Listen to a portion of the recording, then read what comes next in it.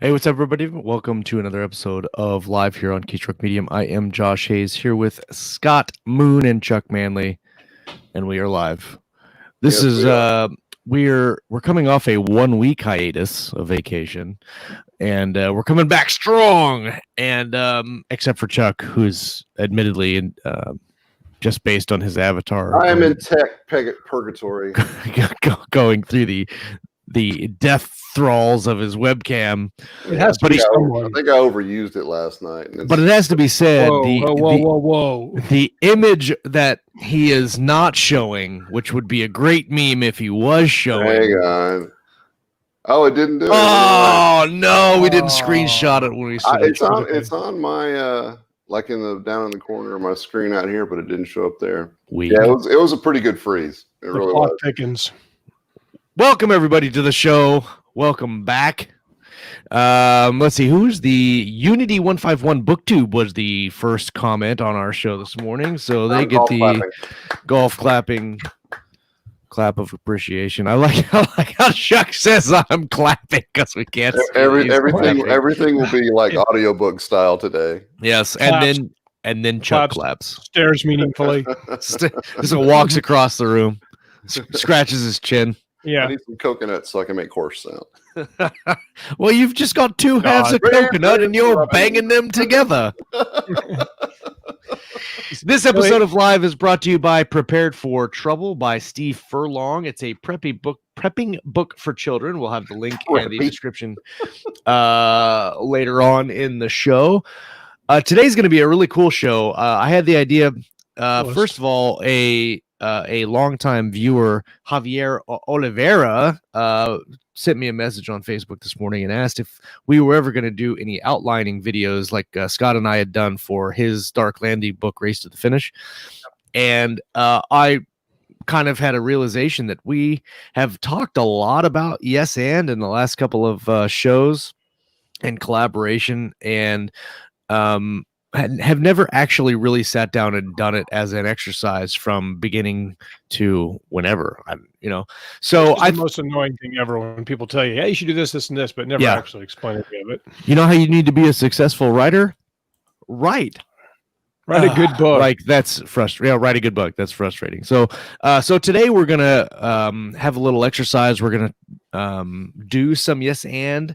We're gonna story build and kind of world build. Very basic plot, very basic story, and just see how it goes. See what we can come up with and show you what our process is. So if you're collaborating or you're thinking about maybe collaborating in the future, and this is a process that you want to use in that story writing development, then we're going to show you how we do it. This was originally presented to us from Nick Cole and Jason Anspach, who created the Galaxy's Edge universe, and obviously it's worked well for them. I'm not sure if this is exactly how they do it, but it's the way that Scott and I have done it, and also it's the way that Devin Ford and I have been collaborating on our recent project. Chuck, didn't you mention that you'd encountered something in Improv Class? I took a couple of theater classes in college just to kind of dip my toe into playwriting, and we did some improv exercises where it was yes and somebody would get up and say, I'm a prostitute, and you go, yes, and you're stupid. You just kind of you go back and forth, yes, anding.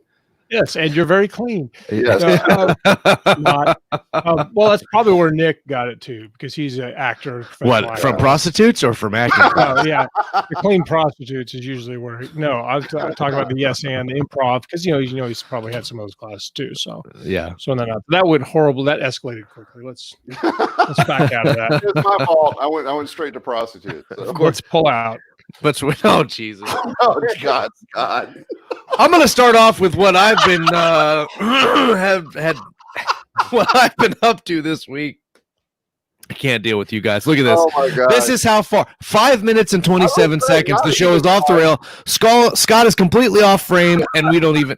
What is this going on with Chuck right now? He's in a field dancing with flowers now, and it's not. I like it. I can't. That's how I think of Chuck. So this is what was cool for me this week. And let me just say that this last 2 weeks of everything that there you go, superhero Chuck. Every 2 week, all this, everything that's happened, I have got absolutely zero writing done, and it's ate away at my time, and it's been a very frustrating couple of weeks. But I am getting back in the saddle, and obviously Scott's had his own kind of 2 weeks of bleh, if you want to make the scientific description. The medical diagnosis is bleh. So this happened to me this week. I got the paperback for Valor 3. Let the memes begin. So I got the paperback for Valor 3, which is fantastic looking. And so the first time in forever, I've got all 3 Valor books together in their home. They're already up on my bookshelf. These are extra. These are my copies. Chuck's clapping. You just can't see it. He's clapping. I am clapping. So I thought it was really cool that I had finally all 3 done and that you could see all covers next to each other, which is obviously very hard because I'm not that super coordinated. So I thought that was cool. All 3 are done, and I couldn't be more happier with how they turned out.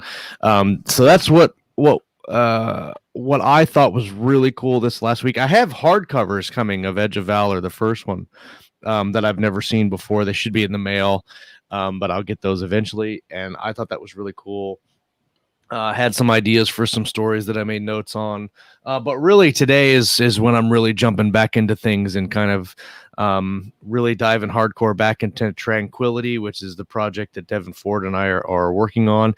He should be done with his training, I think, this week. And so I don't know when we're going to piggyback on this episode because Devin and I want to come on and talk about our process in writing Tranquility. Am I in focus here? What's going on? I look very odd.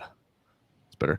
So I don't know when we're going to do that. We have the writer for John Wick coming on the show.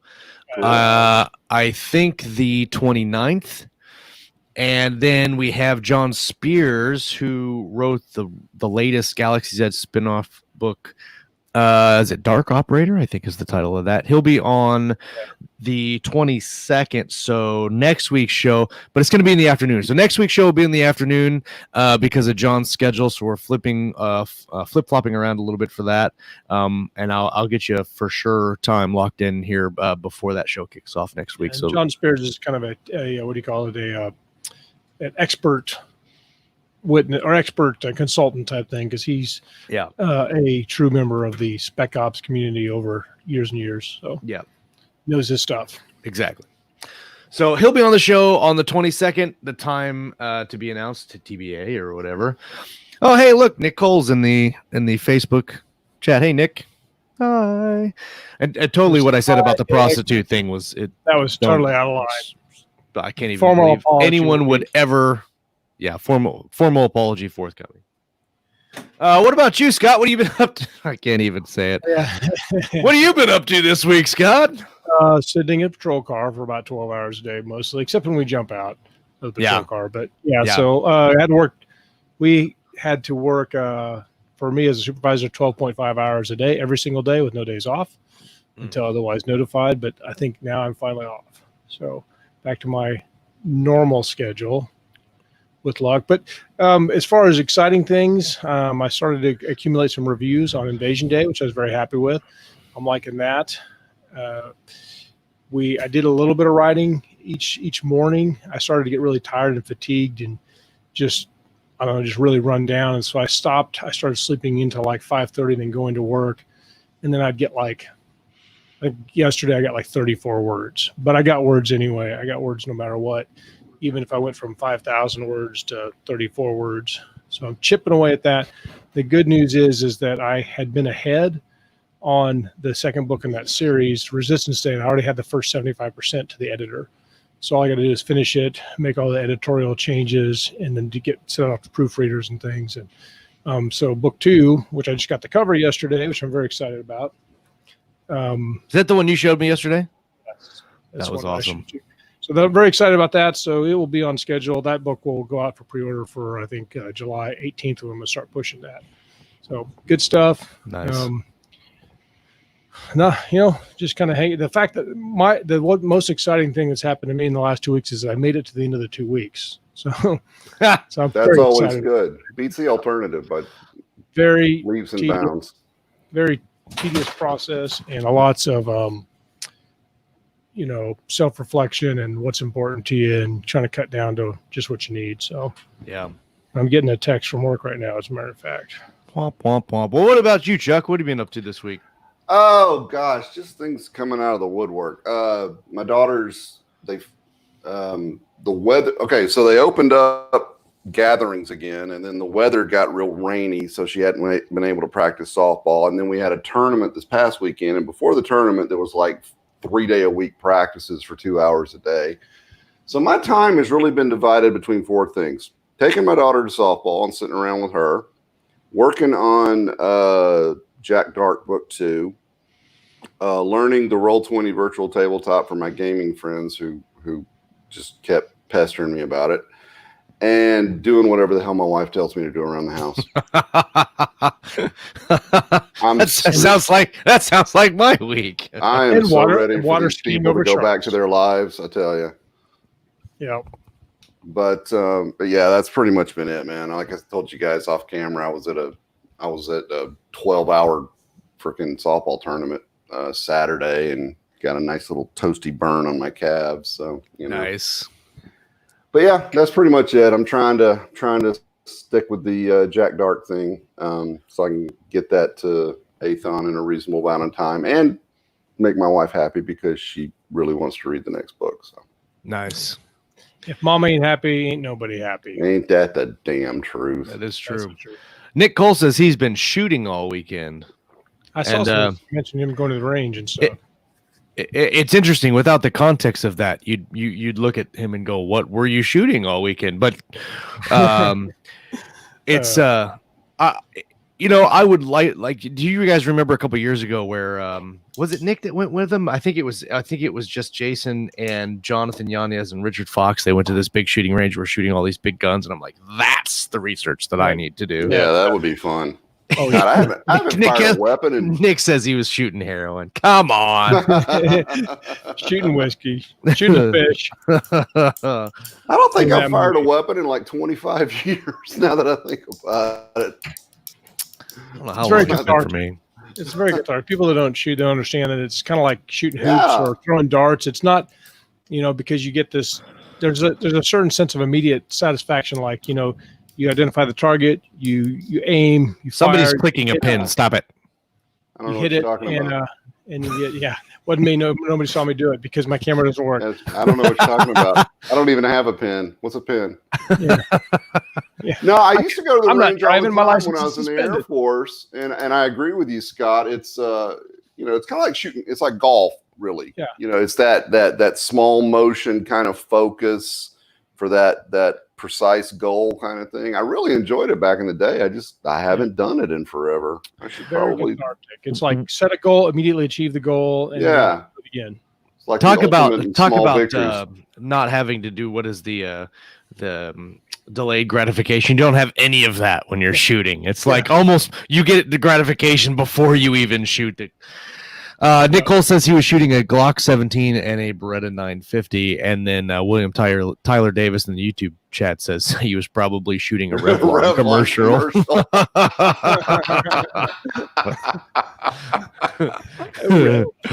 Maybe he was shooting the Glock 17 during the Revlon commercial. While shooting heroin. Energy Revlon commercial. Yeah. While shooting heroin.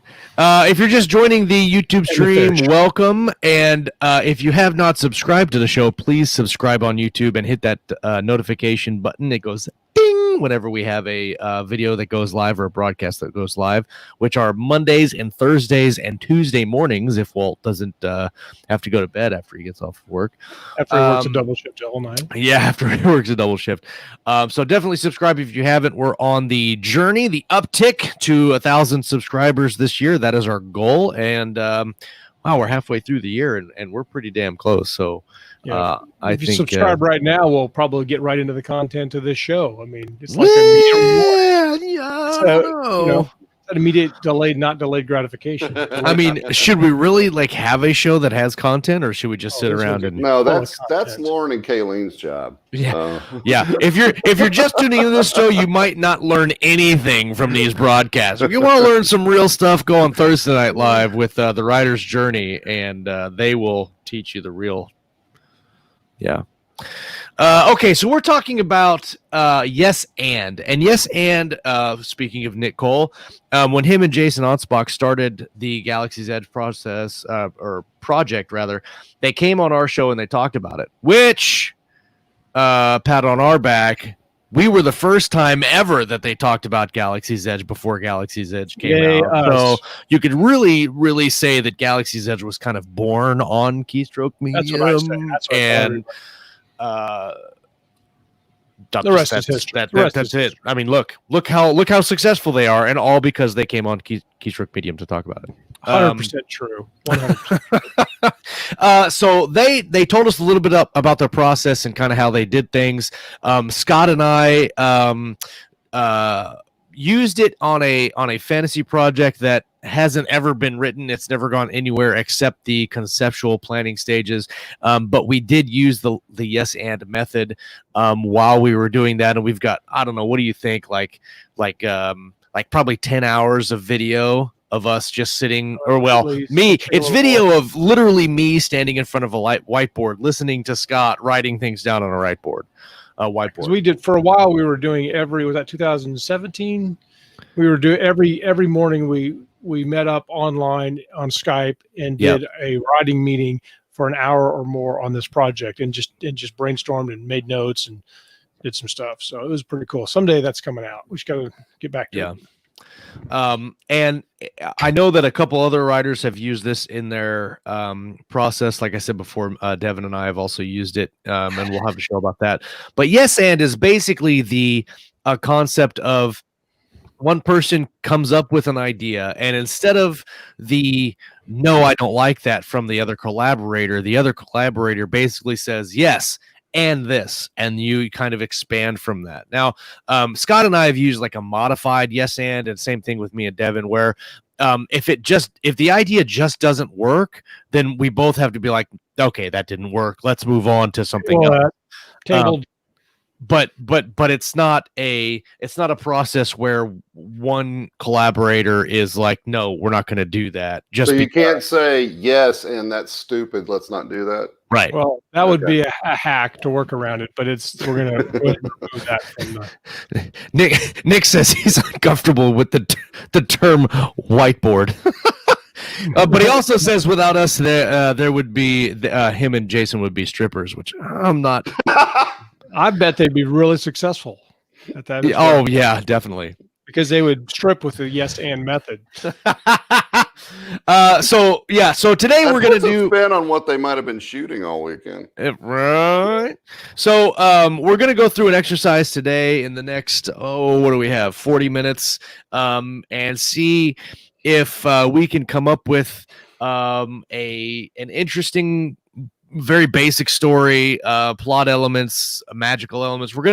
Since we're all kind of writing in either urban fantasy or sci-fi right now, we decided that we would work on an epic fantasy type story, so that way it doesn't interfere with anything else that we have going on. And I've got I really wanted to start with the best-selling author goes to the range, shoot, and save the universe, but we'll just skip that. And not for nothing, but this will be the closest I have ever come in my entire life to collaborating with anyone.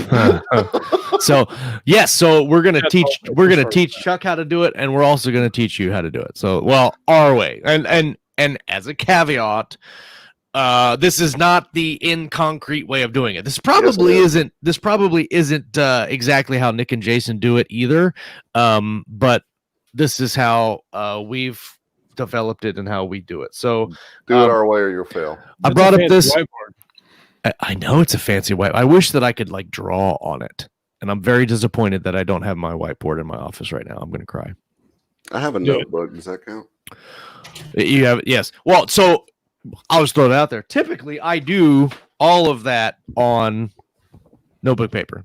I do all our story planning and documenting on notebook paper, but since it's really hard to do that on a live show like this, and I'm not smart enough to figure it out, we're going to do it on a computer. So we're going to start with a basic idea. And actually, let's talk about the show sponsor first before we get into that, because I have a feeling if we get into that, then we'll probably forget. I mean, let's be honest.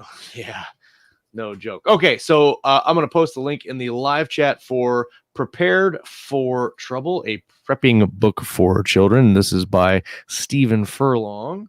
And the description is: when you run into trouble, you can either just give up or you can be ready to deal with it.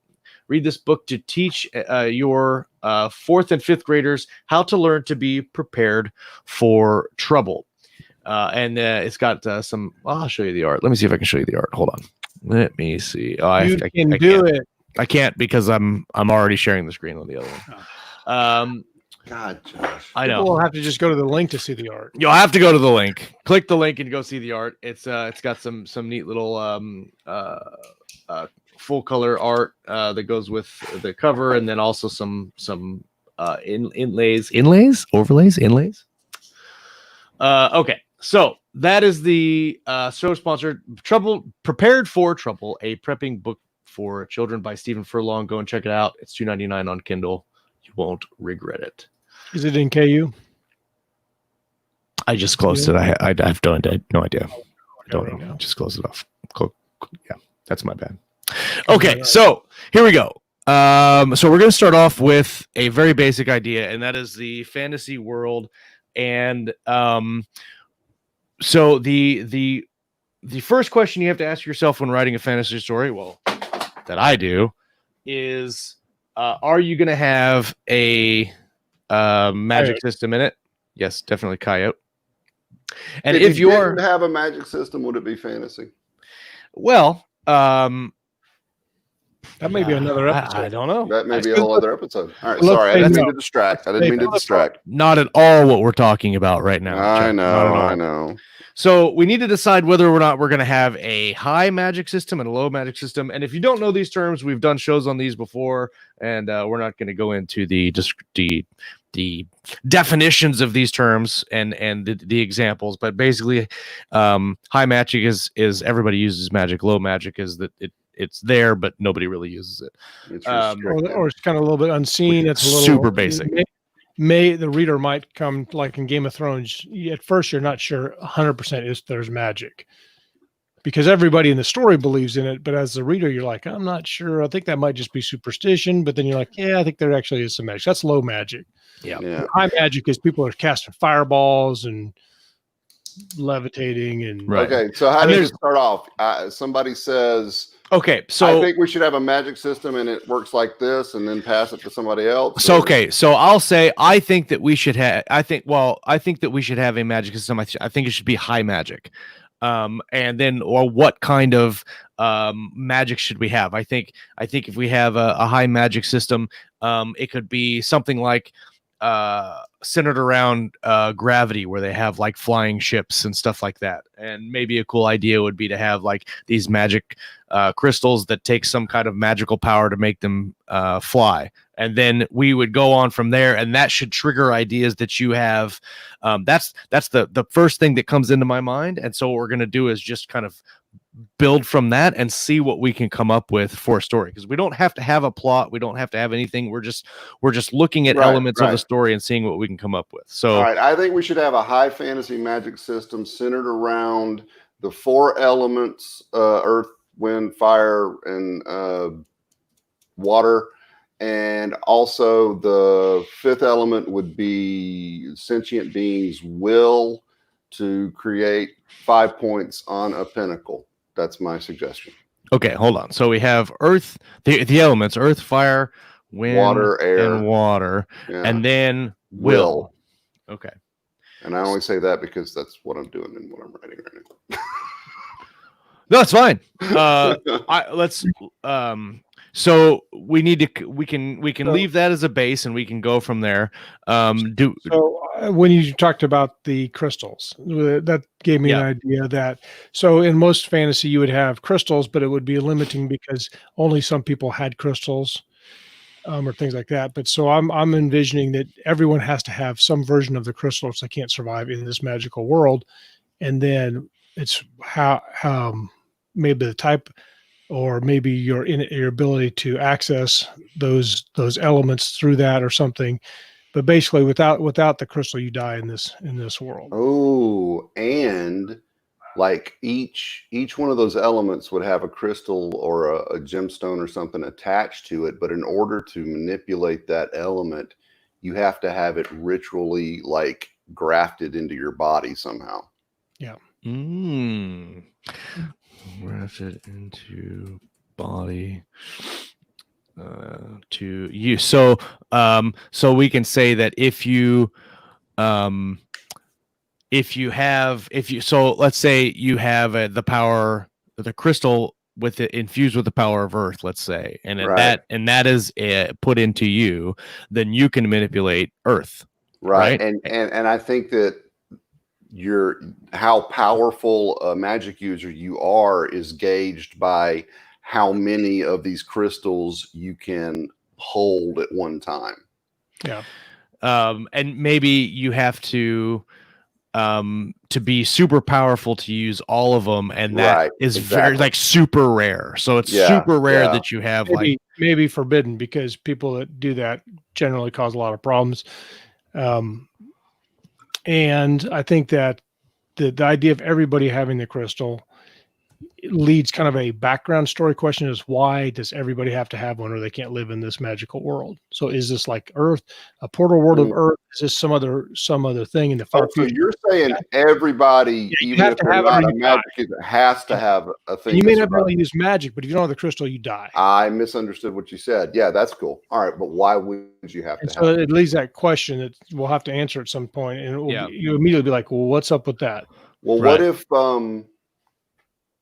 if this? Well, okay, this could either be what they believe or it could be the actual fact. But what if the planet or the setting itself is actually sentient and alive, and if you're not tied to it from the moment of your birth by having one of these, a part of it in you, it somehow rejects you? Yeah, you're like a virus, and it's something like there's like you're treated as an invasive.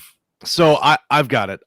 So let's just say I like that idea of as soon as you're born, you have this energy or whatever from, let's just say the planet of the Gaia, right? Like you have like you're infected with this Gaia from the planet, and this crystal is what it's like. It's almost like a protective element where this crystal sucks in that Gaia and it's contained, and that's why you have to have it on your body.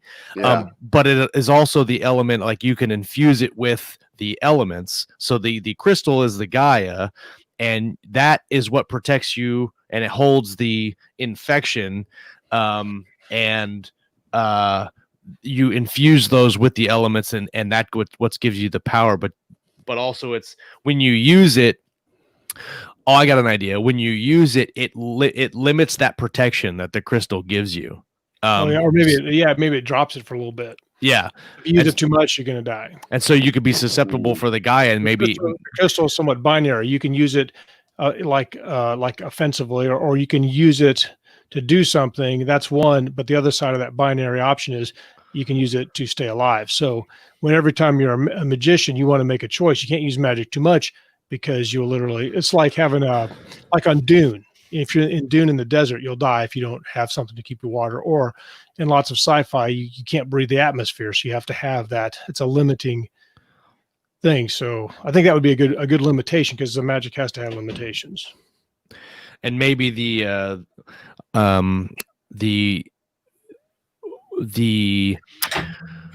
if you use it enough, you can maybe break the crystal, and maybe that's like you can channel too much power or something and sort of overload it, like you would a resistor on a circuit board. Right.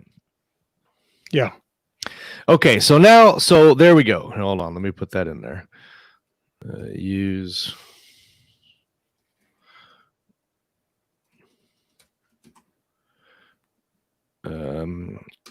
Okay.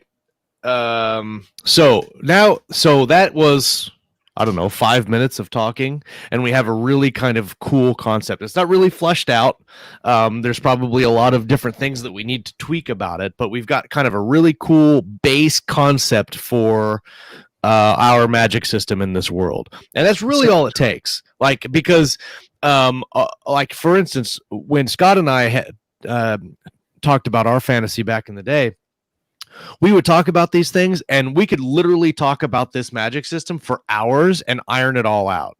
And that could be a completely separate thing, and then we go on to something else. So for the purposes of this show, because we have a limited amount of time, this will be the base concept for the magic system, and now we need to move on to a plot, and how what kind of plot are we going to use. And as we're talking about plot or story, since that's what season 5 is all about, think about the characters that are going to be that plot, or what we can set up as characters in this story based on the plot we have around. So a lot of fantasy stories have a lot of like world-ending catastrophes that are either looming or they're already happened. So do we want to have like a Sauron figure, or what's at stake? Is I guess what we're trying Yeah, right. Do Yeah. we want to do the high fantasy, there's a world-ending threat, or more of a Conan type thing where it's just a sword and sorcery? So how about Yeah. since we're talking about the planet and Gaia, that every however many years celestially, a planet moves near another planet and it creates an event, and that event is coming and it's going to cause problems. See what I'm saying? Yeah. say that again?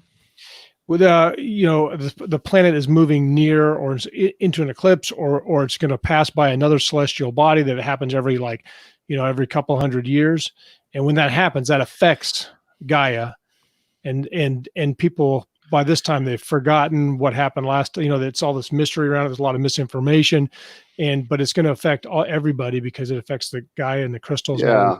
I think this would be a good opportunity to steal from R.A. Salvatore. He wrote a series of books where the planet, all the magic was based around using gemstones, but the gemstones came from a comet that would come close enough to the planet every however many years, and it would basically just rain gemstones down off of this comet, and they would and all the monks would gather them up and use them. So maybe like a comet, or something that's on some sort of long elliptical type orbit that brushes up against the planet and messes with things. Who wrote the Pern, the Dragons of Pern? Anne McCaffrey. Anne McCaffrey. There was something of that in those books. It's been so long since I read them, but there was something about, and I can't remember if the dragons came from this other planet that passed close by, or moon or something, but it was a similar concept as well. Yeah. So what if Rick said winter is coming? That's a perfectly way to encapsulate that. That's another one 100%. too, because a lot of people speculated that that's some sort of celestial type astronomical event. So I'm wondering if we can incorporate the what you said about the planet moving and somehow negatively affecting the magic in the world. And so like maybe if it's shifting of it and it's moving away from the sun or something, it's limiting the effectiveness of the crystals somehow. Let me throw this in there because I'm kind of going out of turn. But so since we're talking fantasy and not science fiction, right? Let's say that this planet, that's moving, but let's say it stops, turns, or goes through some sort of an ellipse, and what would happen?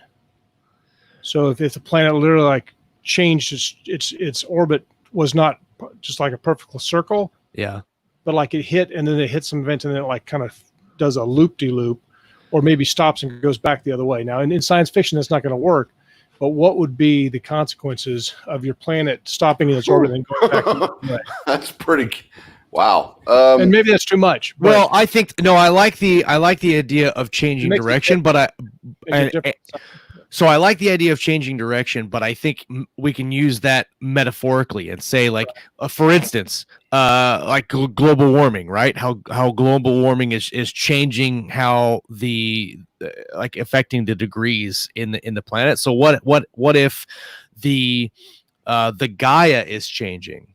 and because we've been using these crystals to protect us, basically, but it's also using the power because like we're filtering the Gaia to use the elements of earth, fire, wind, water, and will. Guy's being reborn. Gaia is being pulled out, and it's not being replenished almost, and like so we're basically killing the world by using the magic.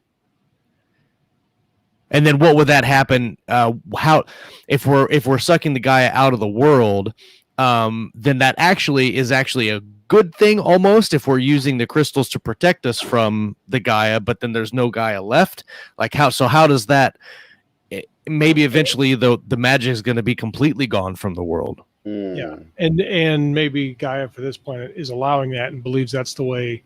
Is the order for change, but maybe this celestial event, there's other Gaias, and then when they encounter each other, they'll have a different spin on stuff.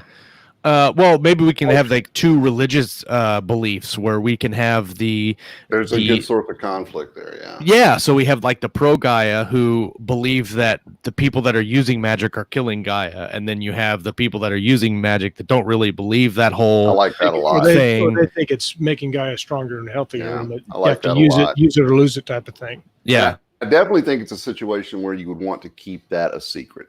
Like, right. Don't ever confirm one way, don't explain the magic. Don't say, yes, this group is right and that group is wrong. Just make it about the characters conflicting over what they think and believe.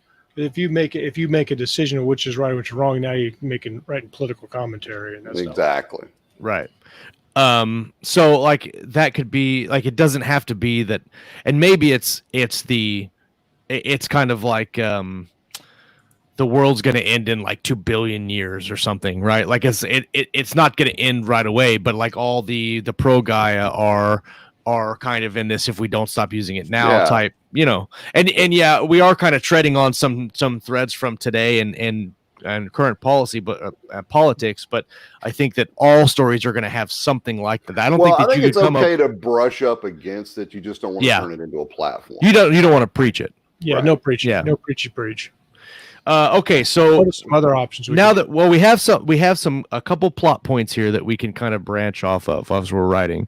And Rick Bartio says 2 billion. Oh, Nathan Peddle says Crystals of Valor. That's actually pretty good.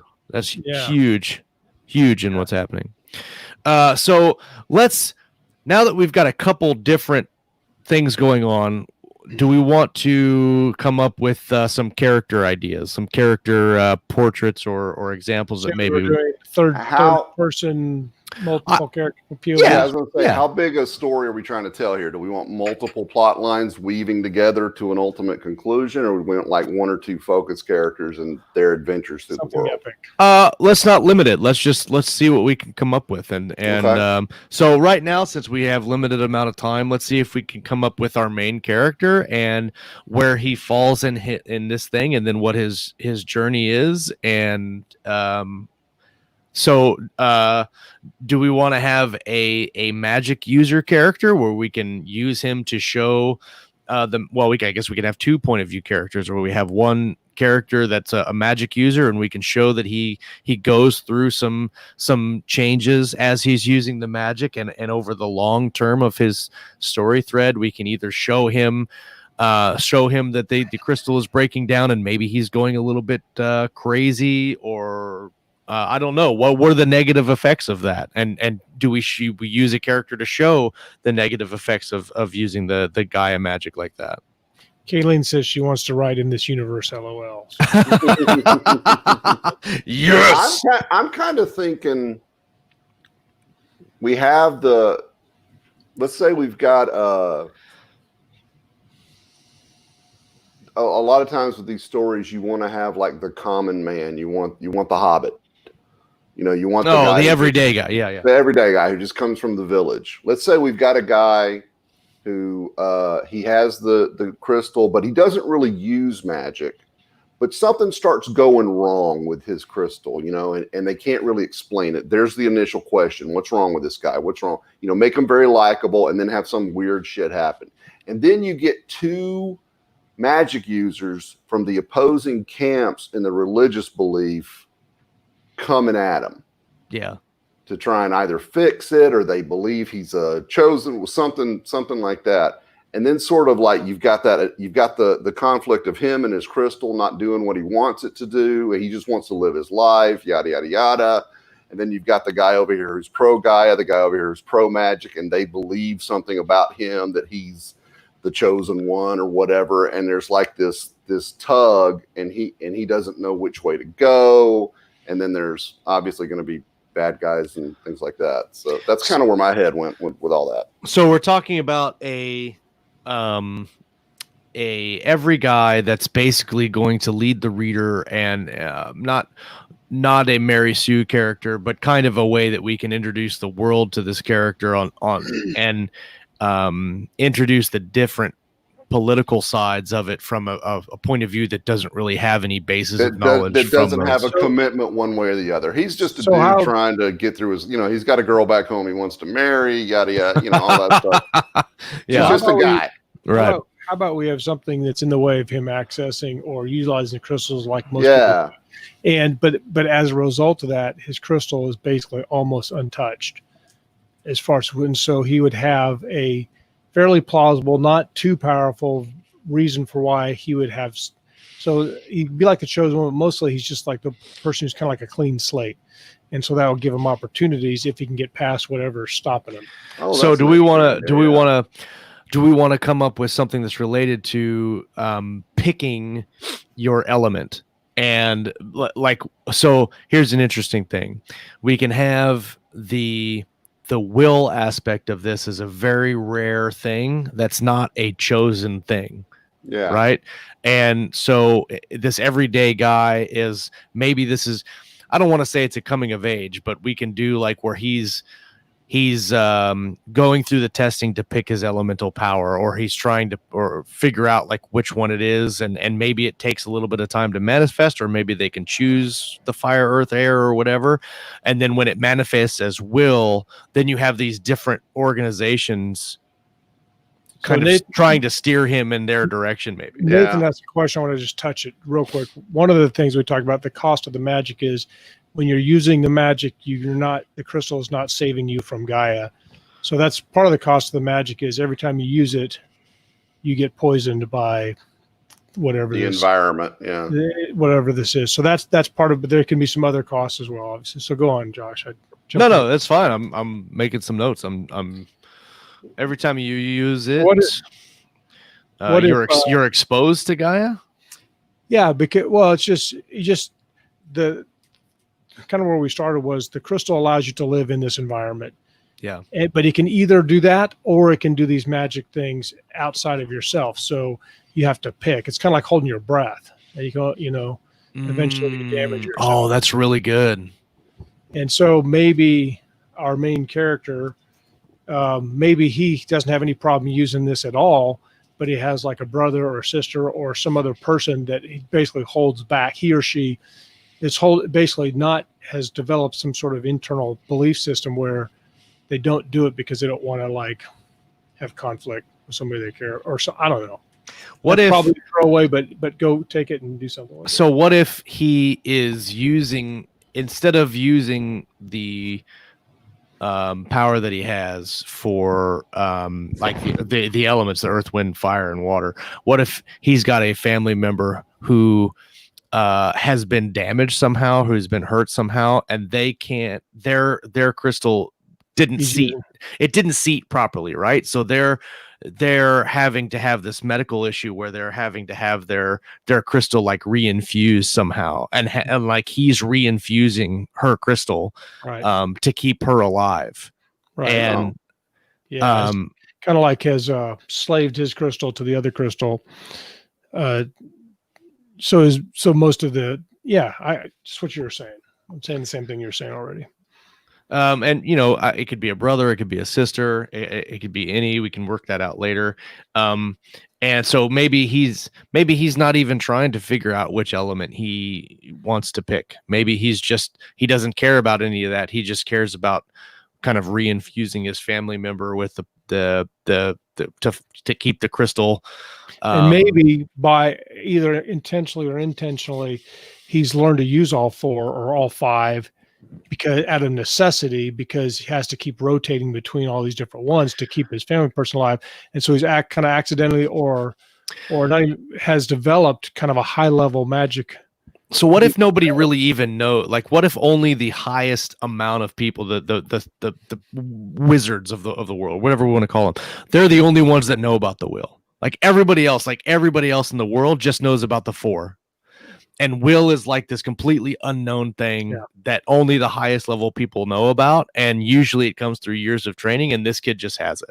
And they keep Yeah. And he doesn't even realize he has it. He just uses it to protect his sister. He uses it to rotate between all the different ones and protect his sister and different things. Yeah. And so Nathan brings up a point. It seems OP, so we have to come up with the cost. Like the cost is exposing you to Gaia, but what does that do? So when you're exposed or your crystal protection is lowered, what does that do? Does it make you go insane? Does it shorten your lifespan? Does it I don't know. We gotta. That's something that we could. Yeah. So something Nathan is sent to is, do we want to have some sort of a range? I mean, how much can you do with this? Oh yeah, I mean you can't. You don't want to make them into superheroes, Right. There needs to be an upper limit to what magic can do. He posed the question, what's to stop a person from ripping apart a mountain? Well, you're just not, no one's strong enough to do that. It's just like, not everybody's strong enough to bench press 300 pounds, but some very few people can pull that off. There has to be a cap on human capability. And that's when you have to kind of look at when you're creating your world building and your story building or whatever. You have to look at, we mentioned high and low, but you have to look at hard and soft too, on your magic systems. Yes. And I like to, whenever I'm working in this particular genre, I like to think, okay, what is the most epic feat of magic in the history of this setting? And that's the cap. And that happens once a millennia. Did somebody summon a greater demon? Or did they rip apart a mountain? But like nobody ever gets up that level again. You know what I'm saying? What Except if it's maybe your main character if it's a really epic fantasy So story? what if that you're saying like 1,000 years ago something happened where this person did something and it was massive, and that's like a known event that everybody talks about this event, and this guy saved the world, right? Like I doing it or whatever. Yeah, but what if that's a lie? What if the crystals don't actually save you? What if the crystal is kind of an inhibiting thing, and what happened 1,000 years ago that everybody prescribes as the savior of the world? What if that was a lie? What if he changed something, and now everybody is basically kind of held back by these crystals? What if the crystals? What if he opened up magic so much that if you don't have the crystal, the power just flows through you and turns you to ash? Yeah. So I love all of this. I think we need to move on to some other parts of the story, because we're basically doing nothing but developing our magic system. So True. So I think we need to start developing some characters and yeah. And like I said, this obviously is super abbreviated. So we're just kind of trying to go through the concept of yes and obviously yeah, go ahead. Sorry. No, I was just gonna say. So obviously they're gonna be some things that we're not going to figure out. Like we're just not going to have enough time to figure it all out. I think we've given a good example of how the process goes. I think if we have somebody that's protecting his family member, obviously the conflict there is something that's going to pull him away from doing that. And we can either make that as a forced thing, or I think it would be more dramatic if he has to choose to go and do this other thing. Save the world or save your daughter. Well, it doesn't even have to be saving the world, but it could be that. And he has to choose to make this decision to leave his sister or family member or whatever behind to go and do something else. And then we could actually have another character that isn't even associated with him at all. It could be someone completely opposed to what he's doing or not. So what do you guys think? Should we have him do something that's opposed to what he's trying to do? Because we're obviously, we've got to give him conflict. That's the whole point of stories, is we got to give conflict. So what do you guys think? What if okay, so he's got a family member he's having to keep alive. Yep. What if the one thing that the two religious groups agree on is that if there's someone that Gaia rejects, that the crystals don't save or whatever, then they have to die, and he's protecting this person, and they find out about it. So now he has to hide as well as, and the two of them have to go on the run, and he's trying to keep his little sister alive or whatever. Yep. And that the rejection could be the that she doesn't need a crystal to live. That she doesn't need it. I like Kayleen's comment about the conduit. Like the sister could actually be very much closer attached, and the crystals can maybe act like a filter. Right. And the so sister is the chosen one. He's her protector, and the story is told from his point of view, watching the chosen one blossom. What does it even have? Yeah, like I like the chosen one, but I think if we can keep the they have to be chosen, would be that she has an enormous potential, but on the front end of the story, it seems like she is the weakest, most endangered. But if they go through and he keeps her alive, him or her, whatever, she can be the chosen one in the sense that she shows she's the evidence that shows that this crystal filtering is not correct. She's the one that can talk to Gaia. Chosen one's kind of a I just kind of threw that out there. As like no. I like the idea, but I'm just saying that the term chosen one, like we could just use her as the example as the chosen one, but this is showing that the world is backwards. It's not different. Doing. Let's see what's Kayleen say. Her crystal's actually doing the opposite effect. It's suffocating her, putting in the will at all the time is what gives it. It's actually a good idea too. Like the filter is inhibiting her connection with Guy. That could be cool too. So what about a secondary character? What's a different character? Let's come up with so that's the protagonist. Let's come up with an antagonist now. And so maybe the antagonist, maybe he knows everything's a lie. But then how do we present that POV so that when the reader, because if the reader reads it and he knows that it's a lie, the reader's going to know that everything else is wrong. So maybe we have to present these two belief systems as what if the two like high priests or whatever of these religious orders just agree that this person is a threat, and they kind of just work, they kind of on the down low, they agree to work together and like that, to get rid of them because they both know the truth because they've risen so high. They're just wizened old people who, or maybe they have the same. Maybe they are the same as this person they're protecting, and so they know they don't want a competition. Threat to their power. They don't want competition or something. No, definitely the threat to the power works because if everybody learns that the crystal thing is wrong, that's a lie, then they're going to lose. Or maybe she not only doesn't need the crystal, but she can free other people from needing the crystal. There's something about her. So she would definitely be a threat to the status quo. Yep. And what if, like Dave Ramsey in Financial Peace? It could also be that the leaders to not give away the actual truth of the thing to the reader. We can suggest that the antagonists believe that she will bring about the end of the world. And so that's why, and it could be a setup thing where like we follow these characters, right? And then somehow they learn about, like, they don't know about her at the beginning of the story, and somehow throughout the story, maybe he has some smaller elements of conflict that, maybe he has to leave a town where people don't like him or his sister in the town or whatever, and he has to move, and then somebody that understands kind of what he's seeing sees it, and he takes it to the leaders, and they like.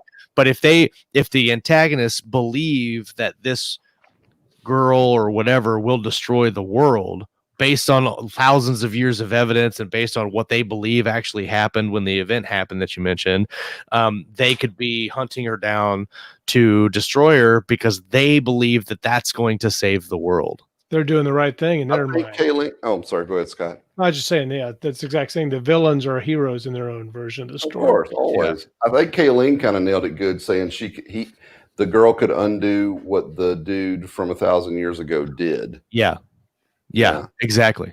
100%. And so like you can have an antagonist character that's working for the leaders. Like we don't even have to show, we could probably have some scenes that feature those leaders and that kind of show the reader their belief systems, and they can show all these facts and evidence and all this stuff about their beliefs, and then we can have an assassin character or something that he's the hunter and he's going to go, maybe he's hunted things like this before that were just threats to the show or whatever. Like I think that would be kind of cool. No, I think that's absolutely. You could even go so far as to say he could be that, it's always kind of cool to have a character who sort of becomes repentant. Maybe he tracks him down, but over time he's sort of lost faith in whatever side he's on and all this stuff. And he decides to become their protector rather than go through it. He betrays his beliefs because there's just something here that he feels more strongly about. And maybe we could make this family man and his daughter, make them the bad guys in this story, flip everything on its end, so that when we present the story, the two leaders are getting together to stop this threat. They think they're the good guys. Yeah. Oh yeah, that reminds me of a great Dean Koontz novel where there's this religious group trying to track down this kid who's supposed to be the Antichrist, and like there's this dude who's trying to save him. And in the last couple of pages of the book, you find out, oh yeah, he's the Antichrist because he comes in and kills all the. Nice. actually is. Actually is. Whoops. Whoopsies. No coyotes in this story. So that whole exercise that we just did, you can call it whatever you want. You can call it brainstorming. You can call it yes and. You can call it collaborative writing or whatever. But what we've done just there in the last 30 minutes is create a bare bones concept for what you're going to do, and then you go through basically on every level, and you do the yes and on every level. I'm stealing so much of this. And so, like, honestly, like we started out with, let's have a high magic system, and now we've actually got a really cool story. We've got a couple of characters that on the face seem interesting. We've got a couple cool complications that they need to overcome from both ends, and we've got a solid start on a magic system. Like, but I mean, everything can be worked and tweaked and things like that. But that is basically what Scott and I have done on our collaboration, The Violent Throne, and we've spent, like, we would literally spend an hour just talking about the magic system. The thing about this method we just did today is that we came back tomorrow and we decided we could start completely from scratch because we only have an hour invested in it. So we wouldn't have to just take the first idea. We could do this several times and then eventually. Right. You could get to the point where the crystal isn't even a thing. You get to the point where we did that. I think we did that on ours. Is we had some stuff that by the time we got like a week into it, what we started with was not in that version. Yeah, exactly. It's all fluid, and that's one of I remember one of the things that you said back in the day, Chuck, was that you didn't know that if you could write with another idea because you or another writer because you didn't know if you could handle like the I don't like this idea, or we have to do it this way, or whatever. I'm just difficult to work with. Is all that. That's all that boils down to. That's all it boils down to. Chuck, just a grumpy old guy in his office. Right. I'm a curmudgeon in training. So I hope that obviously our story is not complete, and there's definitely some flaws in there that we have to work on. But that's the idea of Yes And. The idea of Yes And is not to curb anybody's creativity. It's to take the elements, the concept of what they're saying, even with Chuck when he was like the chosen one, and I'm like, yeah, the chosen one's great, but it's been done. What if we make her not the chosen one, but the element that could save the world? Like maybe she doesn't even have any stake in, like she can't actually do anything, but at her actually just being there is what saves the world. Like you take those concepts and you flip them around and you work off of what people say. That's why I love collaboration so much, is because me sitting here for half an hour, I would not have thought of half of that. I would have been stuck on, okay, well, what do we do with the crystals? But instead of doing that, we bounced ideas back and forth, and we came up with different things, and we all had a different piece of this puzzle that we built. Right. And so when it comes down to the actual writing, then you've got to decide voice, and you've got to decide all this other stuff. But at the very outset, when you're just talking conceptually story, that's the beauty of Yes And, is you can literally start at a 0 point and then come up with some pretty cool story elements, and then work at seeding them together. So I hope people that are listening to the show or watching got something out of it. Even if fantasy is not your thing, we just use this as an example. You could do it with anything. You could do it with horror. You can do it with urban fantasy. You can do it with sci-fi. You could literally do it with any genre you want, and the outcome will be the same. So everybody that come out and hang out with us this great Monday morning, after our hiatus, thank you for coming out and hanging out with us and joining the live chat. It was an interesting episode. I don't know that we've ever done that before on air. I think we've done it, talked about the concept, but not actually done it. So I thought that was fun. It's fun. Pretty fun. I like that. If you're watching and you haven't subscribed, even though I told you to like half an hour ago, go and subscribe to our YouTube channel, Keystroke Medium. No penalty for late subscribing. Yeah, there is no penalty. If you're on Facebook, you can find us at Facebook /group/Keystroke Medium. We also have a page, but the group is where it's at. That's where you want to be at. And our website, www.keystrokemedium.com. And that's where you get all the archives of the show, video and audio. So thank you, everybody, for joining us this Monday morning. Don't forget to tune in Tuesday mornings for Coffee and Concepts with Walt Robillard, and The Writer's Journey on Thursday night with Kayleen Williams and Lauren Moore. Thank you all for joining us and hanging out with us today. Don't forget to come back next time. We're going to talk about some reading. We're going to talk about some writing, and of course, everything in between right here on Keystroke Medium. Peace. Later, folks.